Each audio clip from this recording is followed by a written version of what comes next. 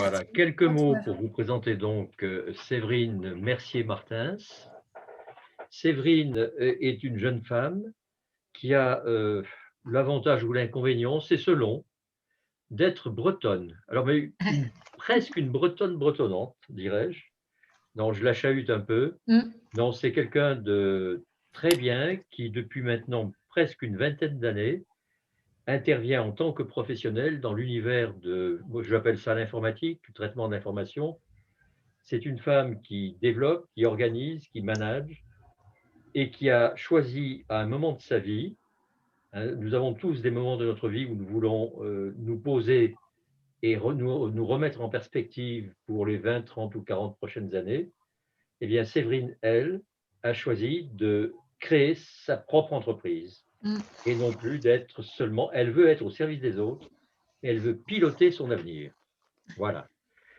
Qu'est-ce que je vous dirais d'autre? Eh bien, simplement qu'elle a fait un parcours réussi, classique, mais réussi, puisqu'elle a, après avoir obtenu son bac C, comme on disait à l'époque, elle a fait prépa HEC pour finalement atterrir, si j'ose dire, à l'EM Strasbourg, qui lui a donc permis d'obtenir son diplôme, et notamment sur le plan de la formation internationale à la gestion. Donc, c'est quelqu'un qui est très, très ouvert, qui parle couramment au moins 3 langues. Je n'ai pas testé ses capacités en breton, mais en tout cas, elle parle bien l'anglais et l'allemand, et elle bafouille en français. Donc, ce soir, c'est en français qu'elle va nous faire sa conférence, après que je vous ai précisé qu'elle est capable d'avoir du souffle, puisqu'elle fait de la course à pied et même du fond, c'est du fond, puisque ça va du 10 km au demi-marathon ou semi-marathon. Voilà, j'ai terminé. Pour votre confort, Séverine, pour votre confort, si vous voulez, vous pouvez faire la conférence en allemand, si vous voulez. Oh là, alors, mes talents sont à vérifier ou à remuscler. Parce que ça commence à dater, même si effectivement, dès que j'entends parler allemand, ça me plaît. Mais j'ai passé un an en Autriche. Malheureusement, c'est vrai qu'on n'utilise pas tous les jours l'allemand. Donc, je ne serais pas en mesure de vous faire la présentation en allemand, malgré tout, quand même. Séverine, on va vous laisser la main et si vous voulez partager votre écran comme oui, bien sûr. Tout à l'heure. Déjà, un grand merci à Jean pour cette invitation et à toutes et à tous, effectivement.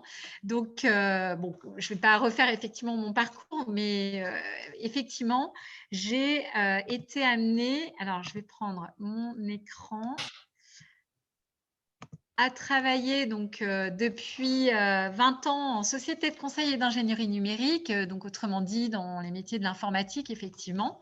Et dans la phase de réflexion que j'ai eue et de transition vers effectivement l'entrepreneuriat, comme l'a indiqué Jean, j'ai aussi fait la rencontre donc de Elle Digital, donc il y a en octobre 2019. Et en l'occurrence, je vais essayer de vous la présenter. Ça a rapidement fait sens en tous les cas pour moi. Alors vous verrez, alors les couleurs sont assez roses, mais ça ne veut pas dire que c'est rose parce qu'effectivement, nous sommes une association régionale en faveur de la mixité dans le numérique, avec forcément une notion d'inclusion des femmes dans ces métiers, puisque malheureusement, il y a clairement une sous-représentation dans ces métiers, vous allez le voir. Donc, je vous propose donc d'élaborer, de présenter un petit peu le contexte dans lequel s'inscrit le digital, de vous expliquer qui nous sommes et ensuite vous parler des quelques projets phares que nous avons. Dans tous les cas, je vous invite évidemment à m'interrompre dès que vous avez une question ou quoi que ce soit. J'aime bien quand c'est interactif. Donc voilà, je vais essayer d'être, je pense, dans quelques minutes, la plus efficace possible. Donc voilà. Alors, j'ai fait quelques slides qui sont plus un fil conducteur. Et normalement, si ça veut bien, ça doit défiler. Voilà. Donc, comme je vous le disais en sommaire, pourquoi notre identité et nos projets. Donc, le pourquoi. Alors, bon, On est tous derrière une visio, une caméra. Je pense que plus que jamais, la transition digitale, enfin, la transformation digitale est en cours. Et puis, effectivement, la situation du Covid a encore provoqué une accélération de ce mouvement et va transformer nécessairement, j'imagine, le mode de fonctionnement avec les entreprises, peut-être du travail de plus en plus en distanciel, et puis va transformer tout simplement les mécanismes potentiellement de business dans les entreprises. Donc, ce qui est assez simple, c'est que le numérique est devenu un incontournable aujourd'hui des grands projets et des grands enjeux pour les entreprises et pour tous dans nos vies au XXIe siècle et plus tard. Et c'est vrai qu'on a des évolutions très, très rapides. Et voilà. Mes sources aujourd'hui, là, les écrans que vous allez voir, c'est le 5e observatoire du numérique en Auvergne-Rhône-Alpes fait réalisé par Digital League. Mais je m'appuierai évidemment sur plein de contenus autres. Et donc voilà, donc on est dans un contexte de la numérisation et plus que jamais, effectivement, il faut que tout le monde puisse prendre sa part et sa place dans ce monde de cette transformation du numérique.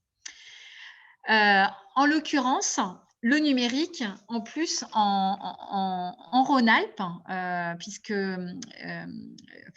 j'ai parlé effectivement de Rhône-Alpes, mais bon, c'est vrai partout, a un vrai déploiement, une vraie accélération donc, des emplois sur le secteur rhône-alpin. Donc, il y a des chiffres qui présentent effectivement l'expansion et l'augmentation la croissance des chiffres de l'emploi depuis 2015 et jusqu'en 2019. On n'a pas les chiffres, c'est pour ça que ce n'est pas très actuel de 2020, compte tenu du Covid, je ne saurais pas dire la tendance, mais dans tous les cas, la région Rhône-Alpes est, après l'Île-de-France, la première région en termes de dynamique et de dynamisme pour la création d'emplois dans le secteur du numérique. Donc voilà. Ensuite, il y a le numérique est un vrai moteur de la croissance de l'emploi sur la région Rhône-Alpes et partout en France, hein, quoi qu'il en soit. C'est vrai qu'il y a une vraie représentation des métiers du digital dans les job boards qu'on peut découvrir. Donc voilà. Tout ça pour arriver à dire qu'aujourd'hui, on a une pénurie de candidats dans les métiers du numérique, dans les métiers du digital, de l'informatique, et se pose la question de où sont les femmes. En l'occurrence, j'ai mis quelques chiffres à droite. Aujourd'hui, le numérique, les femmes dans le numérique sont seulement à hauteur de 27%. On pourrait se dire, c'est pas si mal, c'est un tiers finalement des effectifs des métiers du numérique, mais en fait, quand on regarde les chiffres en dessous, les femmes sont peu présentes quand il s'agit de postes à plus forte responsabilité, notamment dans les métiers donc, de développeurs, dans les métiers de cadre ou d'ingénieurs. Elles sont relativement sous-représentées, pas assez présentes, et elles sont encore moins présentes quand il s'agit de création d'entreprises dans les métiers, dans les entreprises et notamment les startups digitales. Donc, il y a une vraie question qui se pose, puisque les femmes représentent 50% de la population. Pourquoi elles ne sont pas dans les métiers du digital? Pourquoi elles sont absentes?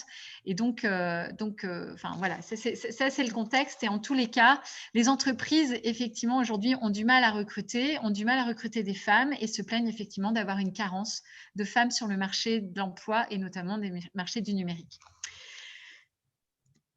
Or, on est tous d'accord que, effectivement, ils ont conscience dans les entreprises que cette sous-représentation est importante et d'autant plus importante que la mixité dans les métiers du numérique et dans les métiers en général a un vrai bénéfice sur ce qui est l'augmentation des bénéfices, la capacité à fidéliser les salariés, la capacité à attirer, etc. Donc ça, c'est une étude internationale donc de l'OIT et qui présente effectivement la virtuosité de la mixité.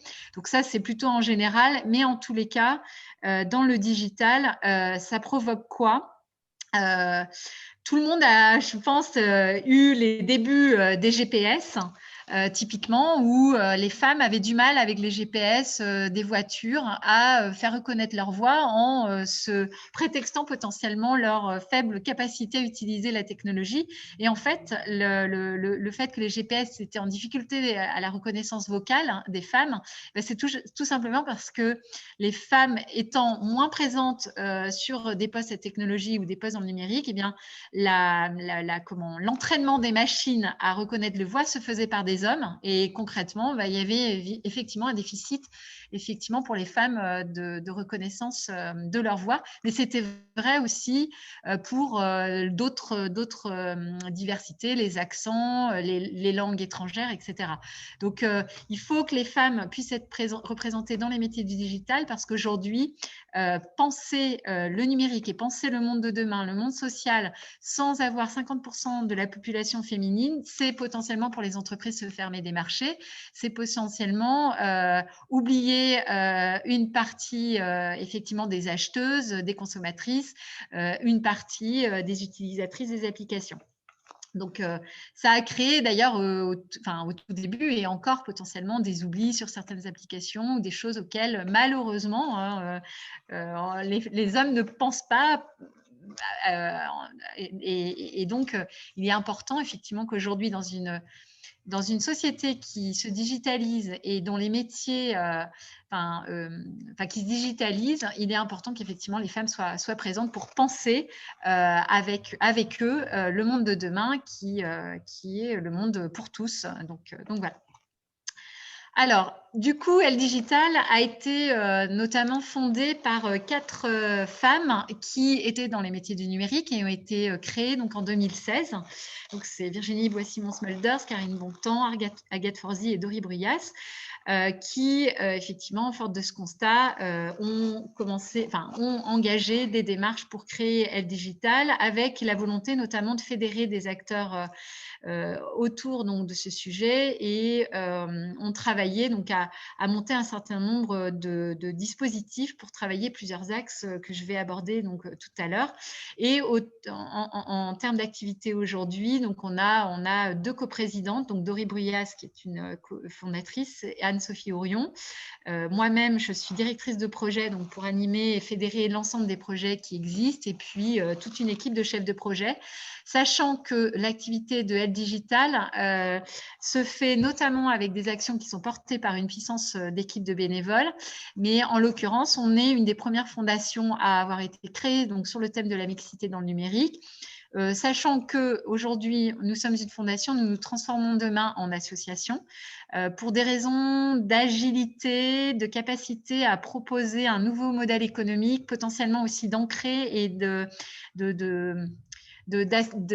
garantir une pérennité de notre activité puisque Elle Digital donc, porte des projets est soutenu par les acteurs publics.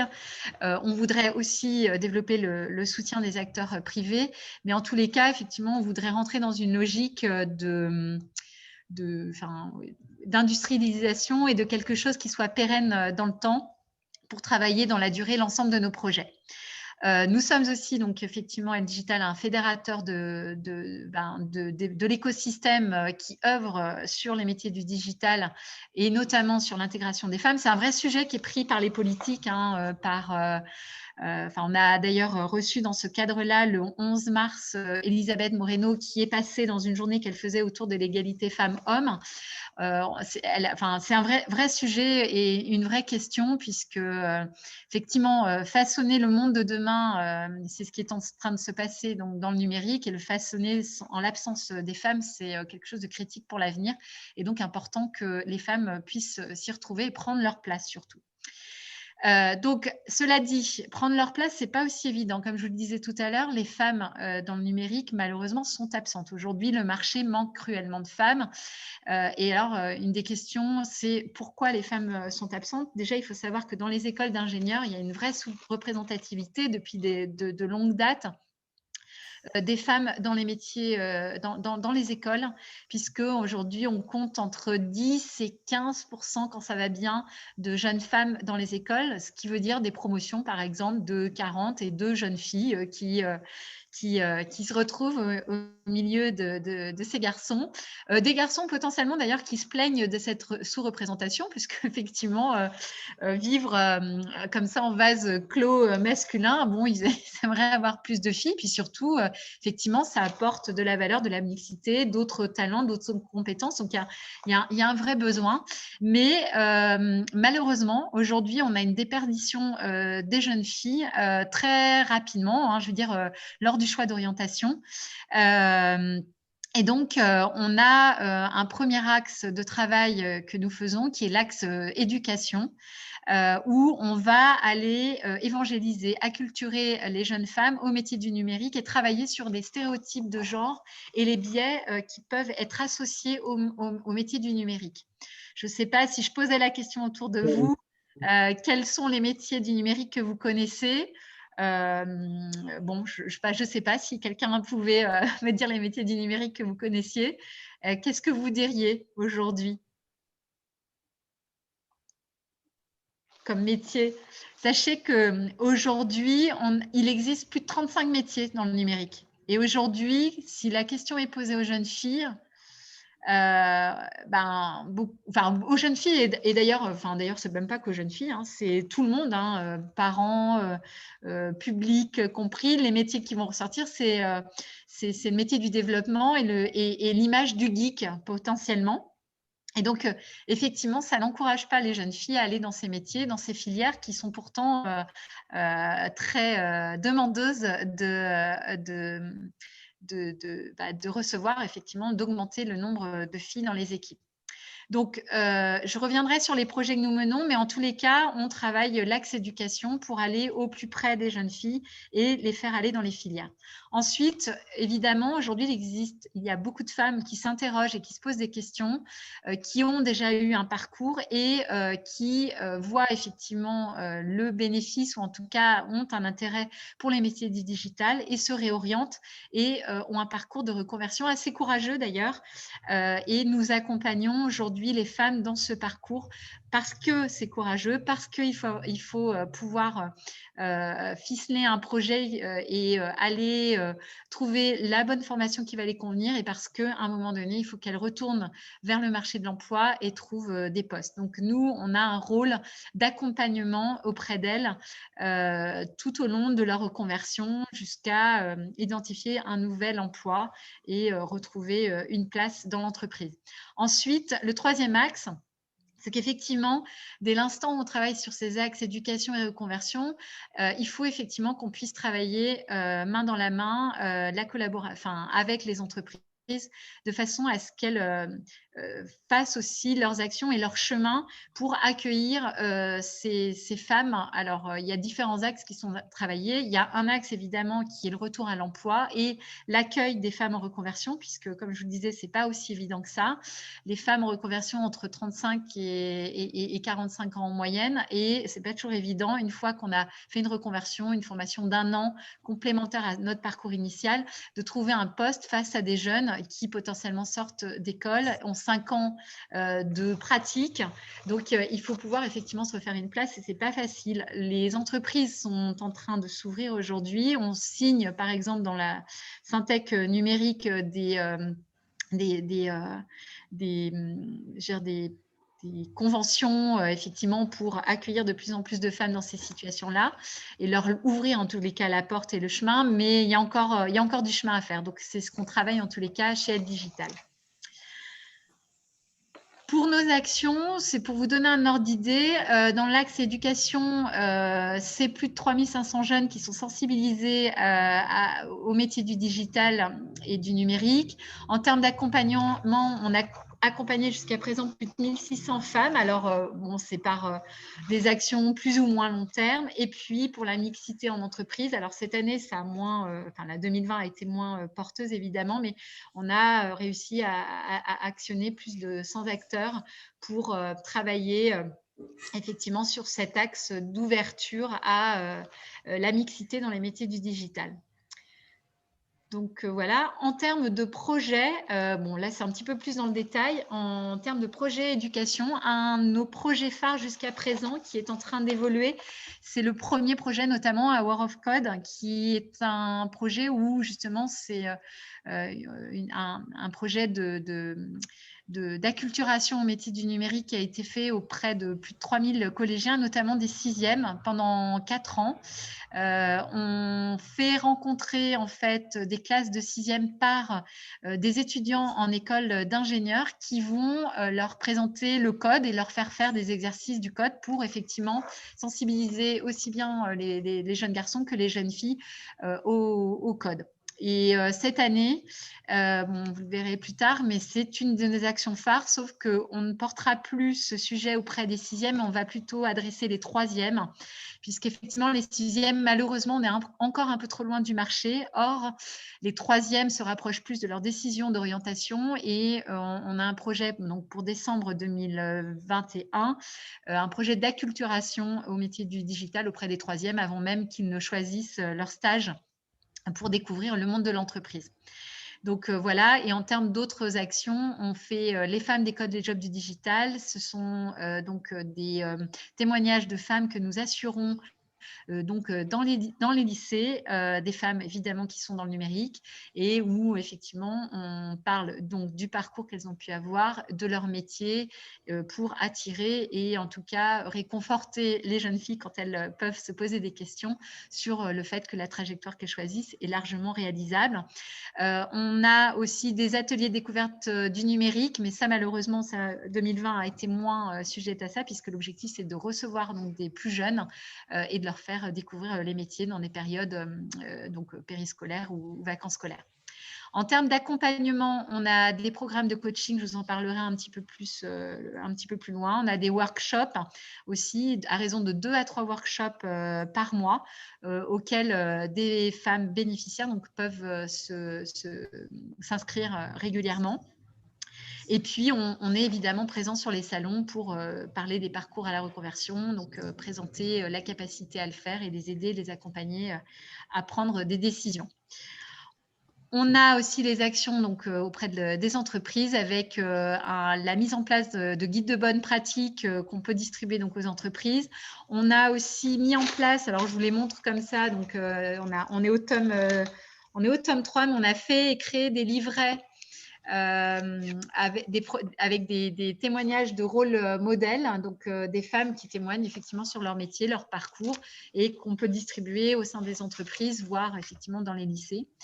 Et on vise d'organiser de nouvelles tables rondes dès qu'on aura l'opportunité d'utiliser les lieux qui sont le sujet suivant, où on a un lieu qui nous est donc mis à disposition donc, par Orange, où on souhaite créer des activités je veux dire, sur tous nos projets, en éducation, en accompagnement femmes en reconversion, mais des activités de networking, des activités donc, de table ronde, de rencontres ou de speed dating avec les entreprises, etc. Enfin, le champ des possibles est ouvert et on ouvre le local aussi à nos partenaires quand ils veulent mener des ateliers ou des choses comme ça.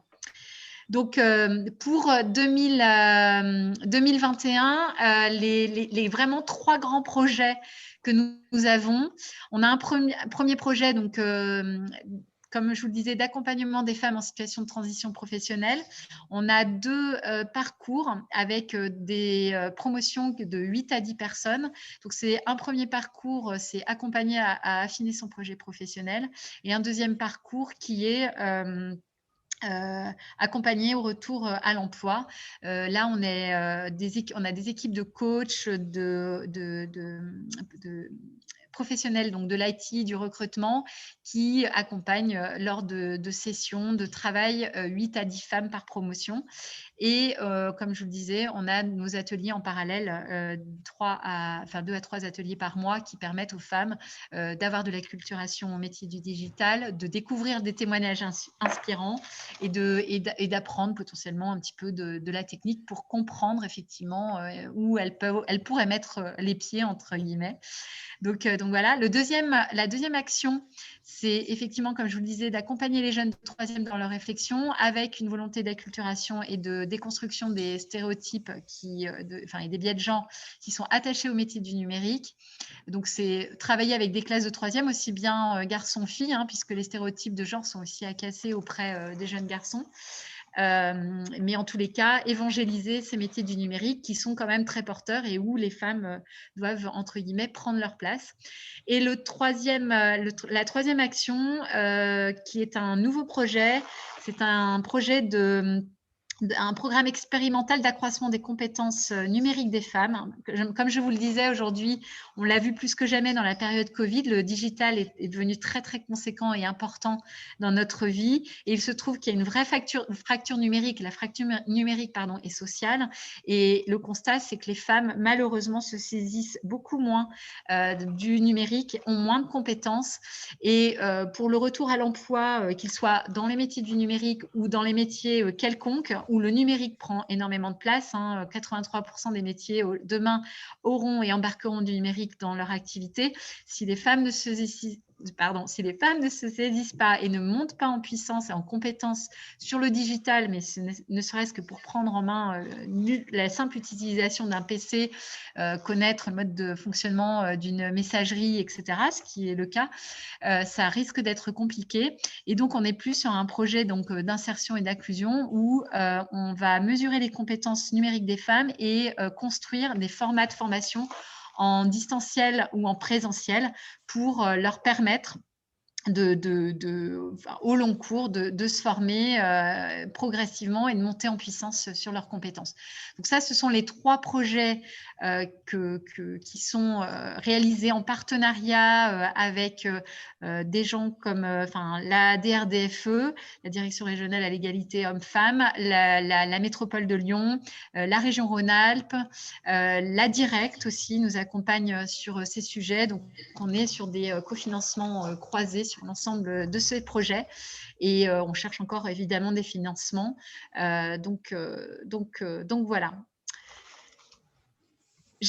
Voilà, ce que je disais aussi, c'est que je vous donne un petit aperçu des lieux qui ne demandent qu'à être ouverts, qui ne demandent qu'à être animés. Moi, je m'y retrouve assez régulièrement toute seule. Ils sont plutôt agréables et au 1 bis rue de la Charité, donc à côté de la place Bellecour, on est plutôt bien placé et on a une capacité d'accueil qui fait qu'on a hâte de pouvoir recréer des temps de networking, de rencontres entre les femmes, les jeunes filles et les femmes qui travaillent dans le numérique pour effectivement partager et encore plus donner l'opportunité à ces femmes de comprendre qu'elles peuvent y aller, qu'il faut qu'elles osent, il faut arrêter ces pensées limitantes, il faut qu'elles y aillent pour effectivement travailler avec à ce monde de demain qui est en train de se construire.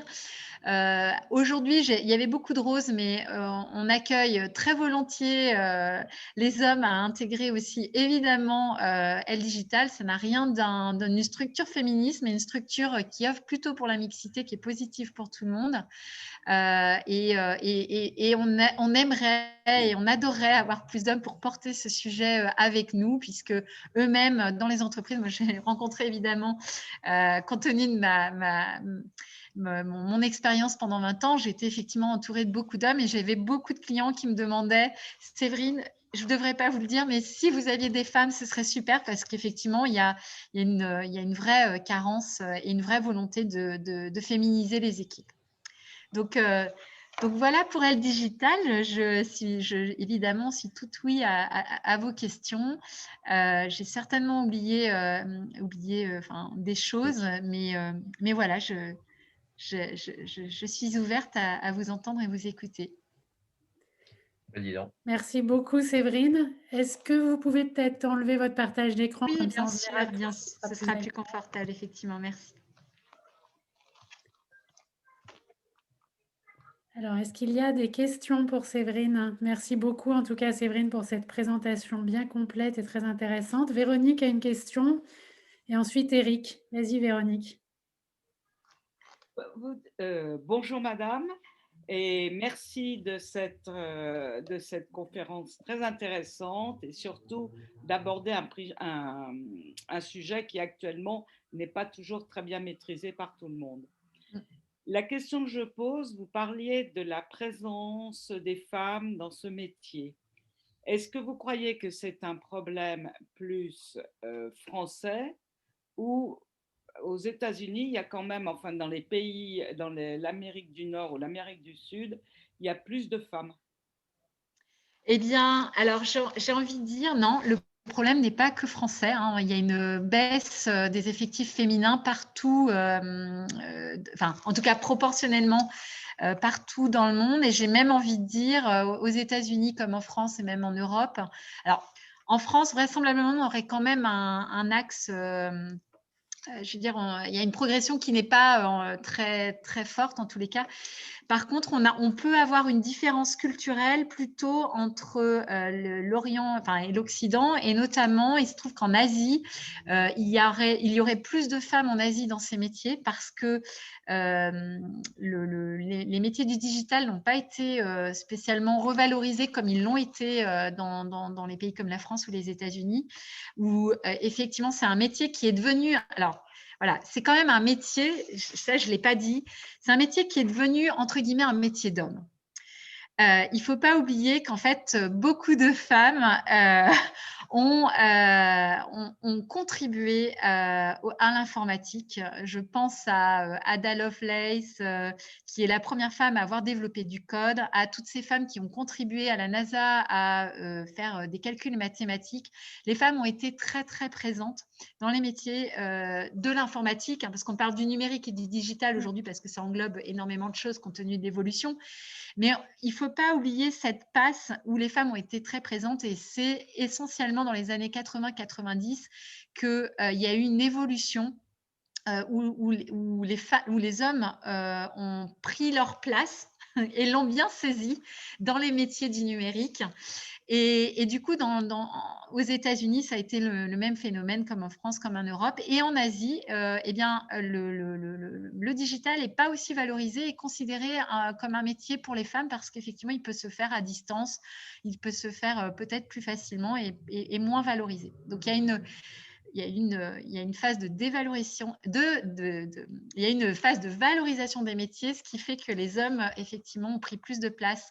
Et d'ailleurs, il y a eu une vraie transition dans les publicités au moment des sorties des ordinateurs personnels. On voit que des hommes qui se saisissent de ça, et c'est pour ça d'ailleurs qu'est née l'image du geek. C'est à un moment où finalement les PC étaient offerts aux garçons. Ils se sont retrouvés en communauté. On commençait à devenir ces geeks informaticiens boutonneux dont on a l'image aujourd'hui qui est très persistante. Et c'est vrai que c'est une des raisons pour lesquelles les femmes ont commencé à se retirer de cette activité-là, puisqu'elles ne s'y retrouvaient pas, et que les groupes se sont faits autour des hommes. Donc oui, malheureusement, effectivement, il y a une situation qui n'a pas toujours été celle-là. Les femmes étaient beaucoup plus présentes auparavant. Alors.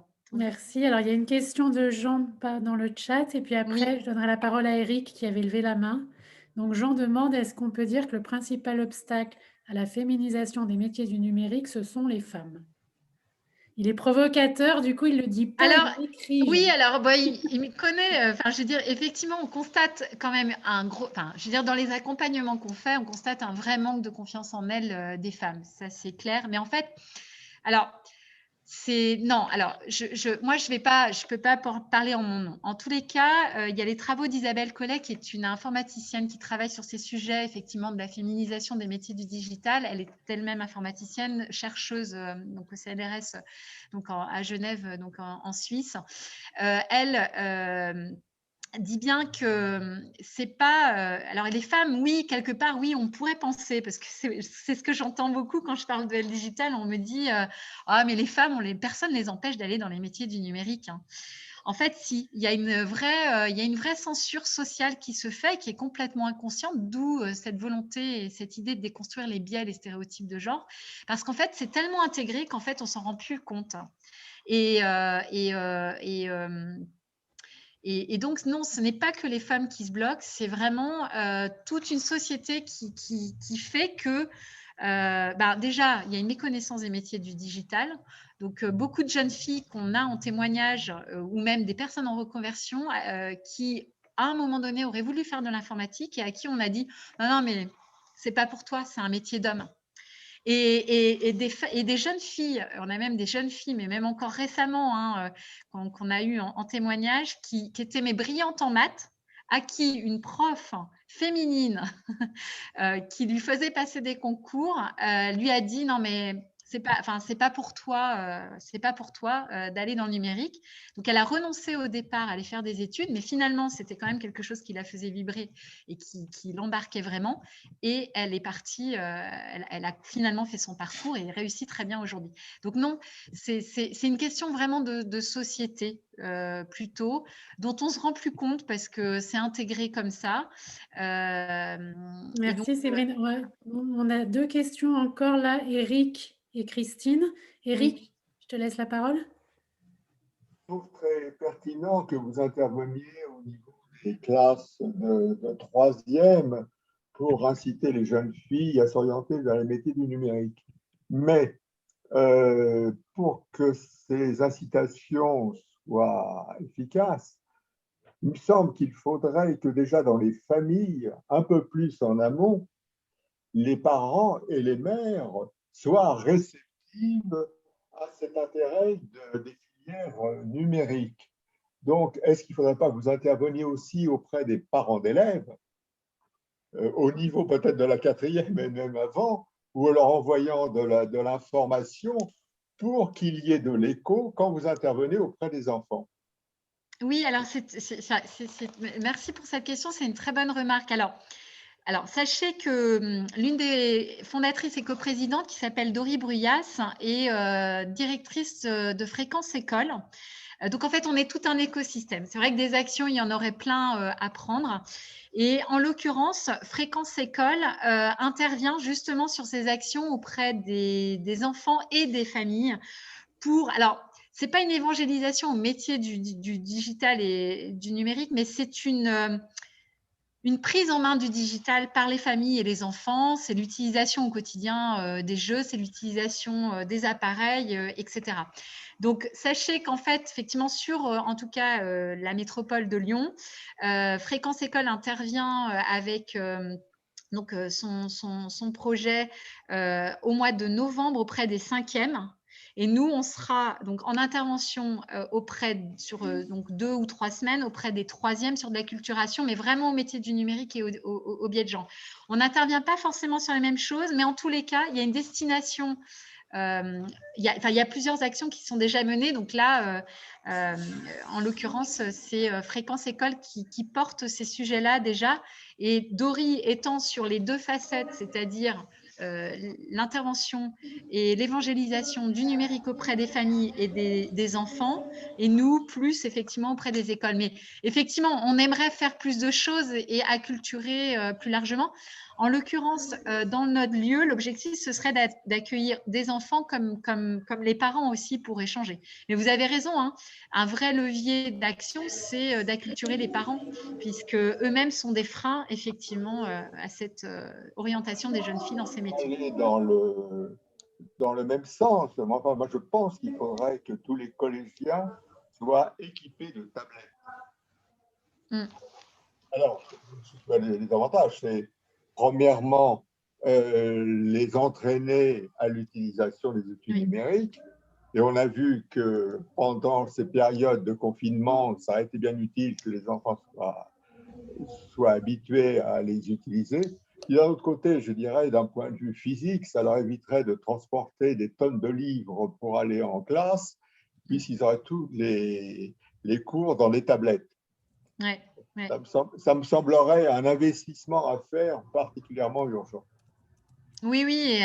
Alors, on partage complètement, puisque nous, on attendrait que l'éducation se saisisse d'un certain nombre de sujets. Effectivement, mettre la main, ou le pied à l'étrier de l'utilisation du matériel informatique par le biais des tablettes serait effectivement super.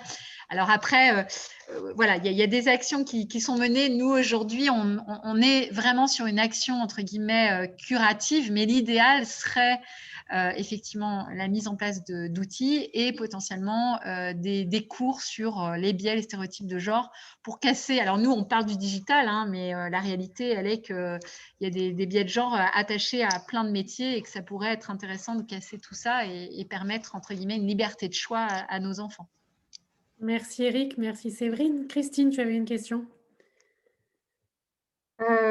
Oui, une question et peut-être un commentaire. Un grand merci pour votre intervention. Et moi, je voudrais que vous reveniez sur les métiers justement dans lesquels vous pensez, où vous voyez qu'il y a un manque de femmes. Parce que c'est vrai qu'il y a plein de professions dans le digital ou le numérique. Et je ne sais pas si vous mettez dedans des métiers comme web design ou community management. Ça, je pense que c'est des métiers du digital, c'est des métiers du numérique. Et là, par contre, il y a beaucoup de femmes. Parce qu'il y a une dimension de créativité, il y a une dimension, alors je ne sais pas si c'est lié à ça, mais j'ai recherché à justement embaucher quelqu'un et j'ai été vraiment très surprise. C'est des métiers qui ne s'apprennent pas forcément dans des écoles d'ingénieurs. Et là, je suis d'accord avec vous, il manque des femmes, mais le digital ne s'apprend pas et le numérique ne s'apprend pas que dans les écoles d'ingénieurs. Oui. Et j'ai reçu plus de CV de filles que de CV de garçons par rapport à ça. Donc là, sur ces métiers-là, qui me semblent être quand même les métiers du numérique, il y a beaucoup de filles. Oui. Et sur Lyon, enfin, je pense que vous connaissez aussi la Gaming School, la Gaming Business School, qui est aussi, je pense, très liée numérique, digital et autres. Ils sont quasiment à 50% hommes et femmes. Donc, alors, est-ce que les métiers où il manque des femmes dans le numérique, c'est le codage, puisque vous parliez des geeks, et c'est vraiment le truc qui est en amont, en fait, de ces métiers, ou voilà, enfin, si vous pouviez… Oui. Alors, j'ai pas les chiffres, hein, mais c'est évident, et ça, je vous rejoins, ça c'est sûr que dans les transitions professionnelles, notamment, aujourd'hui, on a quand même beaucoup de femmes qui font des transitions professionnelles vers des métiers de communication dans le digital. Donc, tout ce qui est marque employeur, enfin, utilisation des réseaux sociaux, la communication. Bon, mais parce que effectivement, les filles et les femmes sont encouragées à aller vers ces métiers de créativité depuis longtemps. Enfin, c'est assez inscrit. Alors, est-ce que c'est naturel et intrinsèque aux femmes ou est-ce que c'est du biais ou du stéréotype de genre? Ça, c'est la question et je ne l'éluciderai pas ce soir, mais en tout cas, elle se pose. Alors, les métiers, effectivement, oui, c'est vrai qu'en fait, il y a une carence de femmes dans les métiers du développement,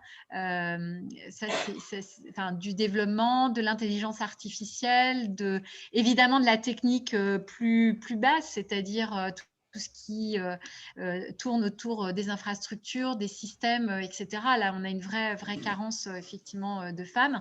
Il y a beaucoup, d'ailleurs, d'actions qui sont portées, notamment des structures comme Orange, qui travaillent beaucoup là-dessus, à identifier et attirer des femmes dans ces métiers, puisque, effectivement, il manque de ressources et les femmes, en tous les cas, ne sont pas des ressources aujourd'hui existantes sur le marché. Mais oui, c'est une très bonne remarque.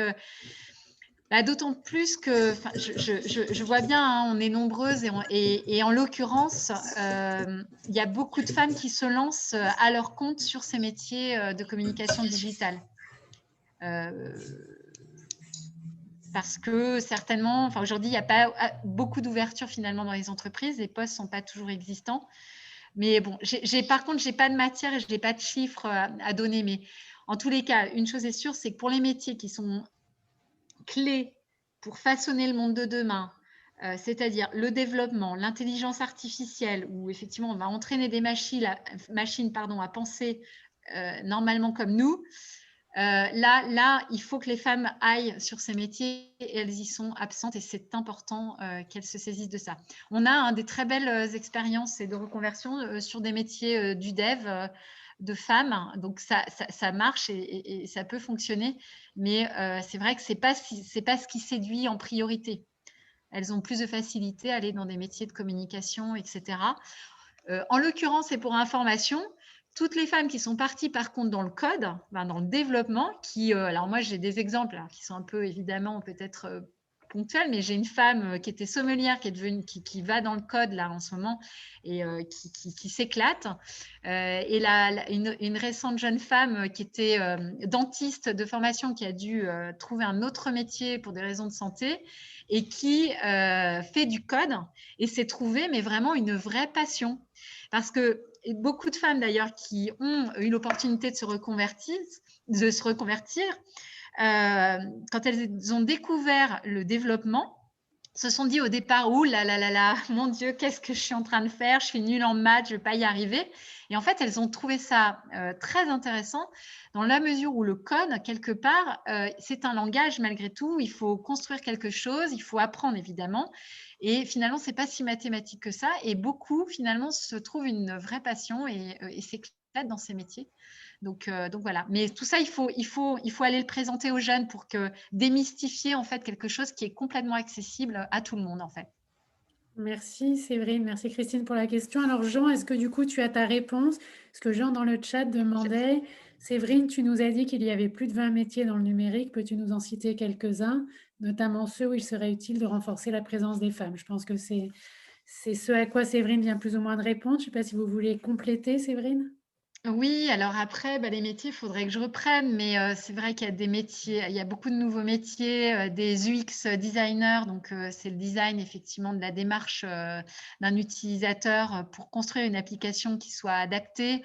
On a donc de façon très technique, on a les ingénieurs système, on a les ingénieurs bases de données. Aujourd'hui, il existe le cloud, donc des gens effectivement qui peuvent apporter de l'expertise aux entreprises qui doivent se positionner sur fonctionner encore avec leur système ou alors externaliser.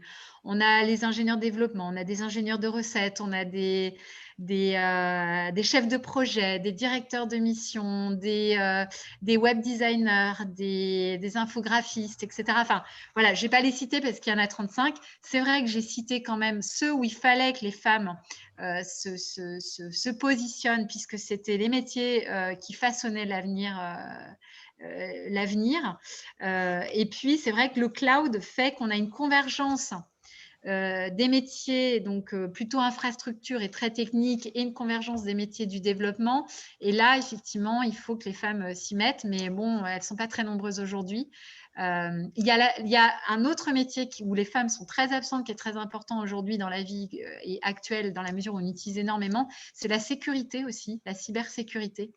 Les femmes sont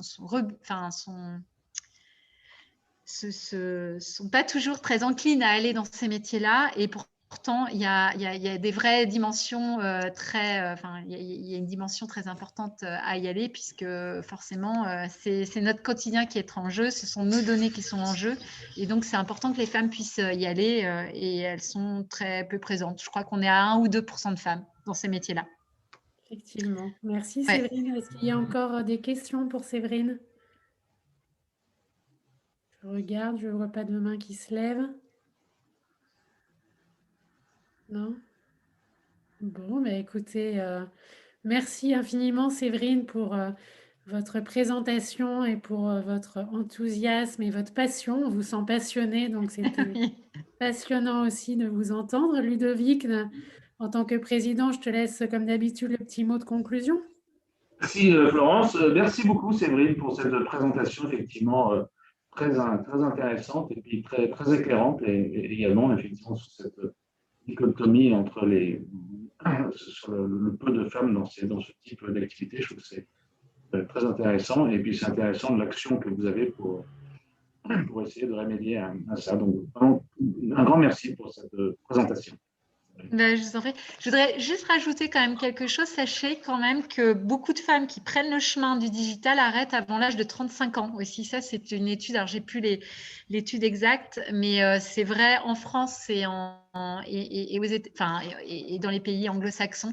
Donc, il y a vraiment un sujet quand même de société qui est là. Moi, j'ai pas de réponse aujourd'hui, mais c'est vrai que beaucoup de femmes se retrouvent dès l'instant où elles... Alors, il y a effectivement certainement une raison associée à la maternité, mais souvent, là où elles se sentaient légitimes à un moment donné, elles sont arrêtées dans leur progression.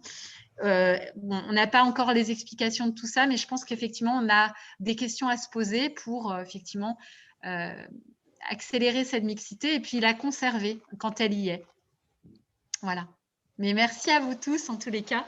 Merci. Et puis n'hésitez pas, je serais ravie de répondre à d'autres questions et de partager encore sur ce sujet passionnant. Merci Séverine. Bonne soirée, merci bien. Merci, bonne soirée. Au revoir.